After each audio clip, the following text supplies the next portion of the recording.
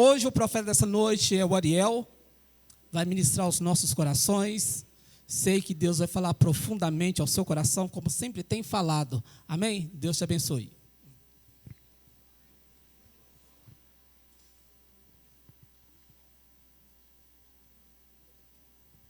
Boa noite, igreja. Paz do Senhor, amém? Que bom ter vocês todos aqui.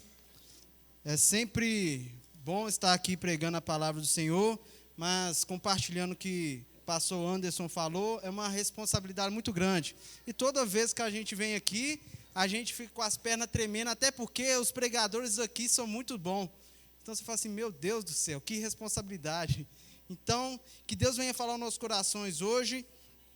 Eu fico feliz por você estar aqui, apesar de toda a chuva.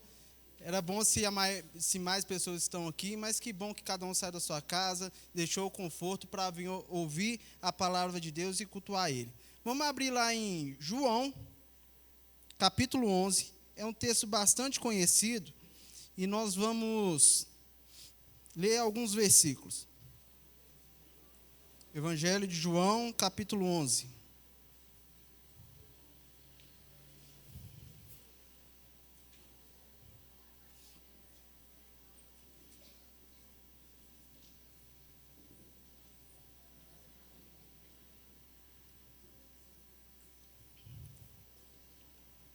Amém? Diz assim: estava enfermo Lázaro de Betânia, da aldeia de Maria e de sua irmã Marta. Versículo do 11 a 14. Isso dizia e depois lhe acrescentou: nosso amigo Lázaro adormeceu, mas vou para despertá-lo. Disseram-lhe, pois, os discípulos: Senhor, se dorme, estará salvo. Jesus, porém, falava com respeito à morte de Lázaro, mas eles supunham que tivesse falando do repouso de sono. Então Jesus disse claramente: Lázaro morreu. Versículo 33. Jesus, vendo-a chorar, e bem assim os judeus que o acompanhavam, agitou-se no espírito e comoveu-se, e perguntou: onde o sepultastes? Eles lhe responderam: Senhor, vem ver. Jesus chorou. Versículo 39 ao 40. Então ordenou Jesus: tirai a pedra. Disse-lhe Marta, irmã do morto: Senhor, já cheira mal, porque já é 4 dias. Respondeu Jesus: não te disse que, se creres, verá a glória de Deus? 45 ao 46. Muito, pois, dentre os judeus que tinham vindo visitar Maria, vendo o que fizera Jesus, creram nele. Outros, porém, foram ter com os fariseus e lhe contaram dos feitos que Jesus realizara. Amém? Feche seus olhos. Deus, muito obrigado por essa oportunidade de estar aqui na tua presença e falando a tua palavra. Te peço, Espírito Santo, que o Senhor venha falar nos nossos corações, que o Senhor venha transformar nossas vidas e que venhamos sair daqui diferentes de como chegamos. É o que eu te peço em nome de Jesus. Amém. Nós íamos orar lá atrás e meu pai falou assim: quem vai dar abertura é a irmã Eva. Então, a gente até brincou. Então, já foi 80% da minha responsabilidade. E não é que ela falou um pouquinho do que eu vou falar hoje. É Deus demais. Hoje eu quero falar sobre um milagre capaz de trazer o avivamento. O que é o avivamento? O avivamento, ele é um renovo espiritual. É uma proximidade de Deus. É algo que acontece dentro de uma comunidade, dentro de uma igreja, que você tem o desejo de estar próximo de Deus. E há muito tempo, nós estamos pedindo aqui nessa igreja. Quem nos acompanha há mais tempo, sabe que isso não vem de 1 ano, de 2 anos. Há muito tempo estamos clamando: Deus, traga um avivamento em nosso meio. Traga um avivamento em nosso meio. E quando vamos estudar sobre avivamento, nós percebemos que o avivamento não é do dia para a noite, mas ele é um processo. Não existe um avivamento que alguém fala assim: ah, Deus, nos dá um avivamento e Deus deu na hora. Não, é um processo. Alguns demoraram semana, outros meses, outros anos, outros décadas, mas todos precisaram pedir com muita ênfase, com muito tempo, para que o avivamento chegasse naquele lugar. E o que eu acho interessante dentro do avivamento é que o avivamento ele só é importante e ele só faz sentido quando ele transforma não só a igreja, mas a comunidade que não é cristã que está em volta. Quando você estuda sobre o avivamento chegava na igreja, mas espalhava no meio da sociedade. Então as pessoas que roubavam, não roubavam mais, não mentiam mais, não se prostituíam mais. O avivamento ele era impactante quando as pessoas que não acreditavam em Jesus aceitavam Jesus. Então o avivamento ele é um processo, demora um tempo, não é de um dia para outro. Do dia para a noite, e também ele precisa de impactar outras pessoas, outra comunidade, a sociedade, para que ela seja algo relevante. E aí quando eu pego a história da CBP, eu começo a ver que nós passamos por um processo. Quem nos acompanha mais ou menos de uns 2 anos para cá, percebeu que durante esse tempo Deus começou a nos cobrar a respeito de arrependimento. Durante um certo tempo só se falava aqui sobre arrependimento. Você precisa de arrepender dos seus pecados. Jesus está voltando, se arrependa, larga isso que você está fazendo. Depois, num outro momento, nós começamos a falar de santidade. Você precisa de santificar, não esqueça do jejum, não esqueça de ler a Bíblia. Você precisa de ter uma santidade com Deus. Depois nós começamos a falar de intimidade. Deus nos dá intimidade com o Senhor. Nos faça aproximar mais de Ti. Queremos ter uma comunhão com o Senhor, queremos ser íntimo do Senhor. E um outro momento que nós estamos vivendo nele agora é oração. Há uns 3 meses para cá nós estamos falando de oração, nós estamos orando. Deus, nós precisamos de um avivamento, nós precisamos que o Senhor faça alguma coisa. E estamos nesse momento de oração. E nesse processo, todo avivamento é identificado e é marcado, não apenas pelo seu processo, mas por um ápice de intermediação, de ação divina no meio daquela comunidade. O que eu estou querendo dizer com isso? O processo, as pessoas até lembram dela, mas o que chama a atenção não é o começo do avivamento, mas é o ápice do avivamento, é aquela intervenção divina naquela comunidade. E ela pode ser por várias formas. Jonathan Edwards foi um grande pastor que pediu Deus por muito tempo avivamento, mas o ápice do avivamento foi quando ele chorou durante a noite toda e no outro dia ele pregou sobre pecadores na mão de um Deus irado, onde pessoas ficavam babando no chão de medo de ir para o inferno, choravam. O ápice do avivamento. Outras coisas também que podem ser esse ápice, pode ser também muitas manifestações dos dons do Espírito Santo, como falar em línguas. Quem sabe, eu já ouviu falar do avivamento Azusa, sabe do pastor que quando explodiu o avivamento, eles começavam a falar em línguas e não paravam, e as pessoas a quadras de distância daquele lugar, antes de chegar na igreja já estavam chorando, já estavam falando em língua, um poder de Deus muito grande, e foi esse avivamento que trouxe os pentecostais. E outra forma também visível de Deus manifestar e de trazer esse ápice de avivamento, trazer uma forma de nós falarmos assim, nossa, o avivamento chegou, porque Deus ele usa sua multiforma de se apresentar. A outra forma é um milagre. Dentro dessas várias coisas, é possível através de um milagre o avivamento explodir. Acontece um milagre e o avivamento explode. Quero dar alguns exemplos para você. No século VI a.C., o rei, se eu não me engano, o rei Dário, coloca Daniel numa cova dos leões, Daniel passa a noite inteira naquela cova dos leões com fome, a fim de comer carne, Daniel com a carne fresquinha, e No outro dia de manhã, o rei aparece lá para ver se Daniel estava vivo, e Daniel estava vivo. Olha o milagre. Depois disso, o rei falou assim: a partir de hoje, todo o meu reinado precisa de adorar o Deus de Daniel. Olha a mudança na sociedade. Depois, no século I, Jesus entra dentro de uma aldeia e ressuscita Lázaro. Olha o milagre. E aí muitos passaram a crer em Jesus. Olha a mudança na sociedade. Ainda no século I, Jesus morre numa cruz, mas depois de 3 dias ele ressuscita. Olha o milagre. E depois que ele ressuscita até hoje, nós desfrutamos desse avivamento. Olha a mudança na sociedade.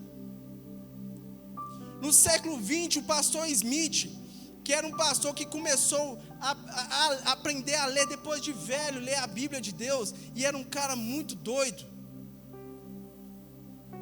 E ele começou a fazer milagres através do Espírito Santo. Um desses milagres foi que chegou um cara com câncer terminal, acompanhado de um médico. Ele queria ir na igreja. Esse pastor Smith encheu a mão de óleo e deu um tapa no abdômen dele. E o médico falou assim: ele morreu porque o cara fechou o olho na hora, e a responsabilidade é sua.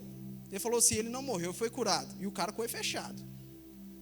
Gente, se eu tivesse lá, eu falei assim: tira ele daí que a polícia vai bater aqui agora. Tiraram o cara da igreja, 5 minutos depois o cara volta pulando: cadê o pastor Smith? Eu estou curado.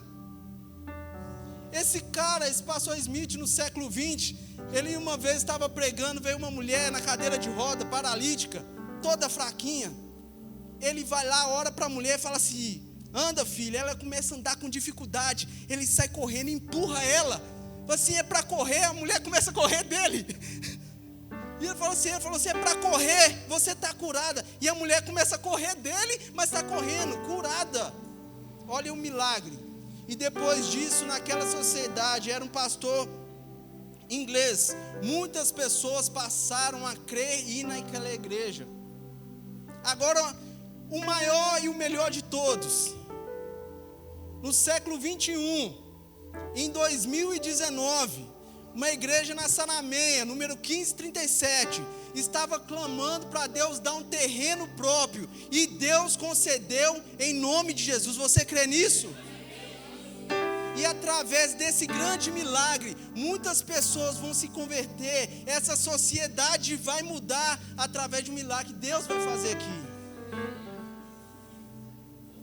Então o milagre é um terreno que nós precisamos, que nas nossas condições financeiras nós não temos, mas vai acontecer. Século 21 vai ser marcado por nós. Você crê nisso? Se Jesus não voltar, no século 22 vai ter outra pessoa pregando. Falou assim: olha, teve um avivamento lá em Belo Horizonte, no século 21, que eles estavam orando e Deus deu um terreno para eles, e depois disso explodiram. Eles já estavam no processo, Deus deu um milagre, e depois disso mudou toda a sociedade. Diminuíram a polícia em Belo Horizonte, diminuíram as mortes por causa do presidente, não, por causa da CBP, que foi avivada pelo Espírito Santo. Eu creio que através destes milagres vamos experimentar um renovo espiritual. Você crê nisso? E agora eu quero voltar ao texto e gostaria de compartilhar com você 2 atitudes que Jesus teve, entre várias outras dessas, mas que chamou a minha atenção e que proporcionou esse milagre naquela comunidade. A primeira atitude é que Jesus usa de sua racionalidade para proporcionar o milagre. Vamos ler o versículo 14?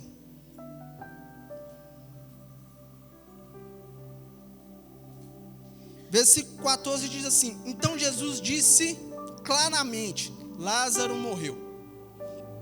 O que é a razão? Razão, em resumo, é você pensar e você compreender. Jesus tinha compreendido o que tinha acontecido com Lázaro, enquanto os seus discípulos estavam confusos. Jesus falou assim: Lázaro está dormindo. O pessoal: o quê? Dormindo? Vamos voltar para lá que Lázaro dormiu. Os discípulos: ô Jesus, eles estavam querendo te matar, se está dormindo, deixa dormir. Vai acordar não, vai ver que tomou lá um Rivotril, alguma coisa. Deixa o cara dormir, está cansado, está doente. Aí Jesus tinha que falar claramente, com a sua razão, sua dificuldade. Filho, deixa eu te falar, Lázaro morreu. E por que é importante a racionalidade? Compreender essa situação e o momento que nós estamos vivendo, nós vamos saber qual atitude vamos tomar. Se você não usar de sua racionalidade, você não sabe qual atitude tomar. Então é preciso você ter razão para você parar e falar assim: peraí, para onde que eu vou? Eu vou para cá. Jesus falou assim: vamos voltar, vamos lá para Lázaro, porque Lázaro morreu. Os discípulos que não tinham essa racionalidade, não tinham compreendido a situação, falou assim: não, vamos ficar aqui, Jesus. Quando estamos sem razão, nos tornamos confusos e qualquer direção é certa. Você já viu aquelas pessoas que qualquer coisa, ela está tão desesperada que se você falar assim, vai, ele vai, sai correndo e aí você fala assim, nossa, não era o certo, mas ele está tão desesperado, que ele faz essas coisas. Eu assisto muito, eu a patroa as crianças, eu gosto demais. Gente, eu fico rindo demais. E aquilo é quase o Chaves para mim. Eu posso assistir 500 vezes que eu fico rindo e a Andressa fica brigando comigo, que ele está tentando dormir e eu estou rindo do Eu Patroa as Crianças. Mas é legal que o pai até esqueci Júnior, o pai do Júnior fala assim com ele assim, que ele estava indo trabalhar, fala assim: vai trabalhar, corre que o trem vai passar. E sai correndo desesperado. Aí a esposa fala assim: mas não tem trem não. Ele: eu sei, eu vou chamar ele, Júnior. Mas quando nós não temos essa racionalidade para assim, peraí, mas aqui não tem trem não, como que eu vou pegar o trem? Nós fazemos a mesma coisa. As pessoas falam assim: pega aquilo ali, e você sai correndo desesperado, sai fazendo, porque você não tem a sua razão, você não está com razão. Olha que interessante que Pedro diz em 1 Pedro 3,15. Diz antes: santifiquem Cristo como Senhor no coração, e sejam sempre preparados para responder a qualquer lhes que pedir a razão da esperança que há em você. Como é possível pregar um evangelho e desfrutar dele se você não compreende ele direito? Pedro fala assim: vocês precisam de ter a razão da sua esperança a qualquer momento que uma pessoa te perguntar. Você vai, por que você é crente? E você não sabe? Você não compreende o porquê você é crente? Pedro fala assim: vocês precisam de ter essa razão. Se você não tem essa razão, você não consegue desfrutar do evangelho. Como vamos viver o milagre se não compreendemos o Deus em quem servimos, o poder dele? Se você não compreende o tamanho do seu Deus, você não vai conseguir viver o milagre. Então você precisa de ter essa racionalidade para compreender o Deus que você serve, que ele é poderoso para fazer. Olha que interessante que Paulo diz em 2 Timóteo capítulo 1, versículo 12. Nesse momento Paulo estava preso, e ele fala assim: por essa causa também eu sofro. Ele está falando assim: Timóteo, por essa razão de eu ser cristão, de eu estar pelo evangelho, eu estou sofrendo. Olha a racionalidade dele. Mas não me envergonho, porque eu sei em quem tenho crido. Ou seja, eu tenho essa razão, eu sei em quem eu tenho crido. Será que não está faltando um pouco de racionalidade dentro de você? Hoje muitas pessoas estão confusas sobre sua identidade, sua sexualidade, sua religião. E essas coisas têm feito com que as pessoas se afastem cada vez mais e mais da presença de Deus. Elas não têm razão. Eu acho que eu sou menina, que eu sou menino. Mas qual que é a razão? XX não é menina? Essa é a razão. E às vezes as pessoas ficam tão confusas e querem defender tanto a sua ideologia que elas acreditam, depois falam que a gente que viaja na maionese. Não, porque não sei o que, da água, que bactéria, que juntou e as letrinhas tudo, que Teve um físico que falou o seguinte assim: sabe a probabilidade de uma célula se formar pelo acaso? Ele falou assim: pega um livro daquele de pesquisa inglesa, corta todas as palavras dele, depois você corta todas as letras dessas palavras, vai dar em torno de 3 milhões, põe dentro de um saquinho, balança, e joga em cima do teto, e elas precisam de cair com todas as frases, tudo formado certinho. Você acredita nisso? Lógico que não. Então, a célula tem 3 milhões de letras de informação. Será que é possível isso vir por acaso? Eles têm muito mais fé do que eu. Isso é falta de razão. Tem muito mais evidência que Deus, eu não vou falar Deus por causa dos ateus, mas que um ser inteligente e poderoso construiu um mundo que nós acreditamos, temos a certeza que é Deus, tem muito mais evidência do que o outro lado. Mas por causa dessa confusão e falta de razão, as pessoas veem os outros falando e enchem os olhos e falam: eu acredito nisso. Então a falta de razão tem confundido muitas pessoas. E eu te pergunto, como está a sua racionalidade? Como está a sua razão diante dessa sociedade, diante de Deus, diante do Evangelho?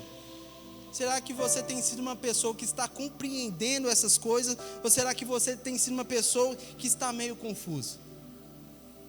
Não perca a sua razão, porque ela é essencial para que o milagre aconteça. Segunda coisa, atitude que eu acho interessante de Jesus, está no versículo 35. Vamos ler. Esse versículo aqui é muito legal e muito grande.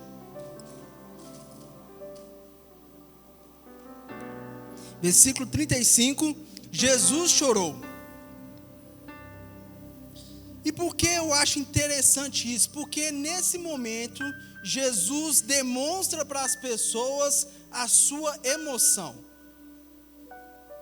Mas como que para ter um milagre, a razão e a emoção podem andar juntos? Isso não é um paradoxo? Mas foi exatamente o que Jesus fez e foi o que proporcionou esse milagre. A emoção significa, na sua palavra original, movimentar-se. Ou seja, algo acontece quando você sente um tipo de emoção. Na psicologia, a teoria mais compartilhada sobre a emoção é a Big Five, que fala sobre a base dos cinco tipos de emoção, que é o nojo, a tristeza, a raiva, a alegria e o medo. Essas são a base que todo ser humano vai sentir esse tipo de emoção. E todas essas emoções, elas são benéficas para o ser humano se ela for usada da forma certa. Qualquer tipo dessas emoções, qualquer das 5. Quer ver um exemplo? Medo. O que o medo vai gerar de você? O seu coração dispara. Você fica alerta. Você fica veiaco demais quando meu avô fica. Você está... A Andressa, cadê a Andressa? Está aqui não, né? Nós chegamos, que a Andressa viu uma borboleta e ela tem medo. Pergunta o Ronde e o Nivaldo que estavam aqui, como que essa menina ficou alerta? Ela pulou dentro dessa igreja aqui como se fosse ninja. Essa é a reação do medo. O sangue, ele vai mais para as pernas, que vai te proporcionar correr. Olha que legal. Então, essa emoção de medo, se você sentir medo no meio de perigo, isso é muito bom, que você vai ficar alerta. Imagina, o mundo está acabando lá fora e você é tranquilo, vai morrer junto. Por isso que é bom essa emoção de medo. Outro também, o nojo. O nojo é muito interessante, porque você precisa de sentir nojo em algumas coisas, principalmente alimento, para você não morrer tão fácil. Imagina se você misturar miojo com ovo, barata, pega os matos que está aí, com a água da chuva, mistura tudo isso e comer. Por que você não vai fazer isso? E dá para ver em alguns rostos daqui a expressão de nojo. Por que você não vai fazer isso? Porque existe uma emoção em você, que é o nojo, que te protege disso. E fala assim: não, filho, você não pode comer não. Jesus sentiu tristeza pela morte de Lázaro. ele chorou. E o que a emoção faz? Te movimenta. E essa tristeza de Jesus movimentou a ele ir até o túmulo e falar assim: tira essa pedra. A tristeza de Jesus fez com que ele agitasse no seu espírito, com que ele levantasse e falasse assim: eu preciso ir aonde Lázaro que está, que ele tem que ser ressuscitado agora. O mal-estar e às vezes até o desconforto, que nós chamamos de emoção secundária, está em nossos corações. Pelo menos no do meu pai, que eu converso muito, está na questão da CBP. Eu gosto muito desse lugar, mas não está muito bom. Eu estou desconfortável com isso. Está chovendo, está caindo água no chão. A gente chega, tem que fazer maior força para abrir essa porta. Pode melhorar isso aqui? Pode, mas esse meu mal-estar não é desse lugar, é porque nós precisamos de um lugar próprio. E quando essa emoção está no meu coração e está no seu coração, vai te movimentar em busca do milagre. Então você precisa de entender que a emoção, ela usada da forma certa, ela é benéfica para nós. Hoje há uma inversão de emoções que está comprometendo a vida cristã das pessoas. Emoções de tristeza e raiva e nojo estão relacionadas a Deus e a igreja. As pessoas têm raiva de Deus, têm raiva da igreja, têm nojo da igreja, têm tristeza da igreja, e essas emoções estão relacionadas a Deus e a igreja. Você vai conversar com alguém que é desviado: não, eu tenho raiva de pastor, eu tenho raiva da igreja, tenho raiva daquele irmão, eu tenho nojo só de falar de crente. Enquanto a emoção de alegria, prazer estão relacionadas ao mundo e os seus pecados. As pessoas estão tendo alegria e prazer em estar no mundo, em ver as coisas do mundo, em experimentar as coisas do mundo. Eu fico fascinado como as pessoas têm tanta vontade de provar que beber não é pecado, e uma alegria, um prazer de fazer isso, sendo que isso não deveria ser o sentimento. Essa busca deveria ser em ter o Espírito Santo dentro de você. Paulo fala assim: não embriagueis dessas bebidas fortes de vinho, mas enchei-vos do Espírito Santo. Nós estamos invertendo as nossas emoções, e isso tem nos prejudicado. Emoções relacionadas à compaixão estão sendo associadas a coisas materiais e animais. Hoje, a cada dia que passa, o comércio de animal tem crescido. Eu não sou contra bicho, mas estou falando que nossa compaixão está aumentando por essas coisas. Nossa, sábado eu estava trabalhando, aí chegou um carro batido lá, né? Um cara mais ou menos grande, com a sua namorada, sua sogra, mais algumas pessoas. Tinha umas 6 pessoas, umas 5 a 6 pessoas com ele. Carro batido. Aí fez o orçamento e tudo. O cara sentou no passeio e começou a chorar.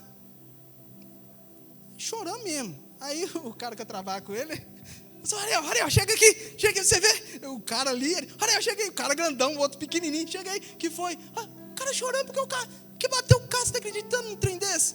Porque a emoção dele, a tristeza dele, a compaixão dele é pelo bem material. Mais uma vez, não estou falando que você não pode ter isso, mas está em excesso. Uma proteção excessiva por essas coisas. Enquanto a emoção relacionada a desprezo e impiedade está relacionada ao ser humano. Estamos tendo desprezo ao ser humano, impiedade ao ser humano. E tudo que nós queremos é que morre, que está certo, vai morrer mesmo. Então a gente passa pelas pessoas e nós não estamos tendo compaixão por essas pessoas. Nós preferimos alimentar um animal do que um ser humano. E isso está errado. A emoção, ela te movimenta para algo, e ela precisa te movimentar para algo certo. Mais uma vez para frisar, senão vocês vão achar que eu sou contra animal. Não, tem que cuidar de bichinho. Tem, gente, eu tenho lá em casa gato, cachorro, galinha. Eu já estava pensando em comprar uma calopsita, não comprei porque eu tenho gato, então vai comer a calopsita. Tem tudo isso lá em casa. Mas, gente, eu não vou deixar nunca de comprar leite para minha filha, ou por qualquer pessoa que seja, para me dar para minhas galinhas. A gente, galinha come terra, pode comer terra à vontade. Eu que não posso ficar sem comer. Não, eu não. Mas as pessoas têm invertido isso, ficando às vezes, sabe, abraçando essas coisas. Entenda usar as suas emoções da forma certa, porque suas emoções vai te movimentar para o milagre. Você quer que nós conseguimos nosso espaço próprio, começa a ficar incomodado com isso. Deixa que essa emoção entre em você e use ela da melhor forma. Quero falar aqui de um conselho que Cristo deixou para nós, está no versículo 40. Jesus respondeu: não te disse que, se creres, verás a glória de Deus? Jesus deixou um conselho para quem quer ver um milagre: creia. Nós precisamos de acreditar. Nesse mundo que nós estamos vivendo, em que nós temos contato de tudo, nós temos acesso a muita coisa, nós estamos parando de acreditar que o nosso Deus faz milagre ainda. Então tudo nós primeiro procuramos os recursos, tudo que nós temos, para depois acreditar no milagre. E Jesus falou assim: eu não te disse, se você crer, verá a glória de Deus. Então quero dizer hoje para vocês: creiam. Mas não creiam assim, não é crer avulso, não. É usar a sua razão, usar a sua emoção para crer que no Deus que te salvou pode fazer qualquer milagre que você pensar. Ele é capaz disso, Ele tem poder disso. O nosso Deus, Ele pode tanto ressuscitar um morto, Ele podia tanto curar Lázaro, como ressuscitar ele. Para Ele não tem essa dificuldade, é mais difícil ou mais fácil, não. Para Ele qualquer coisa. Não existe esse milagre pequeno, um milagre grande. Deus, Ele pode fazer. Vocês crerem nisso? E para encerrar, eu quero trazer um recado para nós, para a CBP especificamente. Quando o nosso milagre chegar, e eu aqui estou falando específico do nosso espaço próprio, vão acontecer duas coisas. E eu quero preparar vocês para isso. A primeira coisa está no versículo 45. 45 diz assim: muito, pois, dentre os judeus que tinham vindo visitar Maria, vendo o que fizera Jesus, creram nele. Muitas pessoas, aqui está falando que é muitas, quando vê o que Deus fez por nós, vão crer em Deus, vão passar a crer no milagre, vão passar a crer que Deus está conosco, vão querer estar perto de você, porque você fez parte dessa história. Então, nós vamos conseguir atingir muitas pessoas por causa desse milagre. Muitas pessoas crerão em Deus, em Jesus Cristo, no Evangelho em que nós servimos por causa desse milagre. E a outra coisa que vai acontecer está no versículo 46. Outros, porém, foram ter com fariseus e lhes contaram dos feitos que Jesus realizara. Então vai ter algumas pessoas, muitas crerão, e outras, poucas, vão ficar desesperadas, mas não aquele sentimento bom, desesperada que Deus fez um milagre para a gente, e vão sair espalhando, com uma intenção de prejudicar de alguma forma. Mas não se preocupe com isso, porque se elas estiverem falando para bem ou para mal, elas vão estar pregando o que Deus está fazendo por nós. Mesmo ela querendo prejudicar, isso vai ser bom para nós. Então, se por acaso você ouvir qualquer coisa, ou qualquer tentativa de prejudicar, já está escrito isso, vai acontecer. Mas não preocupa não, não fique com raiva das pessoas não. Pelo contrário, fala assim, meu filho, vai que onde você está indo eu não consigo chegar lá não. O importante é que Deus vai ser pregado através desse milagre que vai acontecer conosco. Deus vai ser exaltado através desse milagre que vai acontecer conosco. Amém? Então mantenha a sua razão. Use suas emoções da forma certa. E creia em Deus, porque vamos ver um grande milagre dentro da CBP. Amém? Vocês acreditam nisso? Vamos ficar de pé.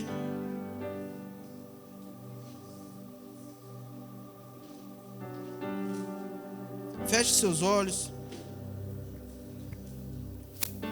Eu gostaria que você orasse com toda a sua razão e com toda a emoção que você tem, com toda a sua fé, e pedisse que para Deus entregasse aquilo que já é nosso, para que Deus venha realizar o grande milagre em nossas vidas. Deus, muito obrigado, Espírito Santo, por essa palavra que o Senhor nos deu. Eu te agradeço, Espírito Santo, porque o Senhor está conosco. Eu te agradeço porque o Senhor tem andado conosco.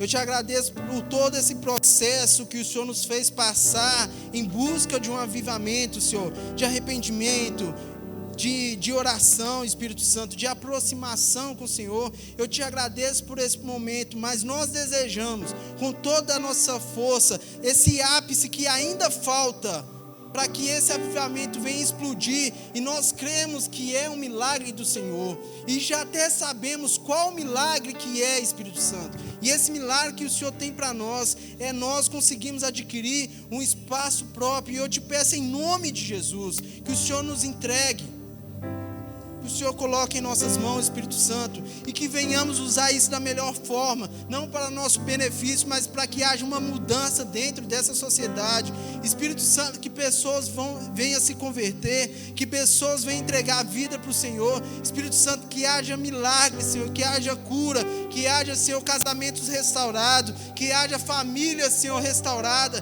Espírito Santo, que haja, Senhor, em nome de Jesus, uma compreensão melhor do Teu Evangelho.